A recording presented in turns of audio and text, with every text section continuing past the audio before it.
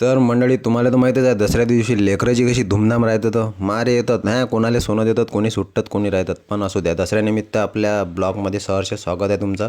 तर मंडळी, संध्याकाळचं वेळ आहे, रांगोळ्या वगैरे घातल्या. तर आमच्या इथं बसते, त्याच्यानंतर माळीचा घट्ट आरती वगैरे केली आणि भुलज्या पण बसल्या. ते पण आमची रिव आहे तर तिच्यामुळे बसवले यावर्षी.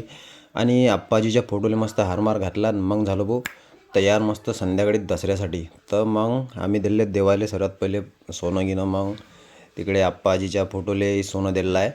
तर हे पण घ्या, आप्पाजीले सोनं दिलं. त्याच्यानंतर आईबाबाले दोघं सोबत दिलं. पण कसं आहे, व्हिडिओ काढायला कोणी होतं नाही, त्याच्यामुळं आम्ही व्हिडिओ दाखवला नाही. तर मग देवीपाशी गेलो, सर्व देवीले सोनं वगैरे दिलं मंडळी. तर हे आमच्या गावातली देवी. रांगोळी बघा काय डॅशिंग काढली ना, एकदम फुलाची रांगोळी आहे म्हटलं ते. तर हे आहे आमच्या गावची लहान देवी. तर मग हे पण घ्या, आमच्या गावकरी मंडळी, दिनेश काका, अमोलदा, अंकुश वगैरे सगळे. तर त्यानंतर हे लेकराची धूमधाम पाहून घ्या. हे लेकरं आले तर सरे घरी. तर काय आहे पहा, हे वय आरू हॅपी दसरा म्हणते. तर हे आमची रिवडी तयार झाली मस्तपैकी. आता आम्ही जाणार आहे सोबत गावात सोनं द्यायला. तर हे पण घ्या, आमची रिव कशी दिसत आहे कमेंट करून नक्की सांगा. तर रिवले सोबत नेत आहे आम्ही. तर रिवनं सोनं वगैरे दिलं सगळेले घरी.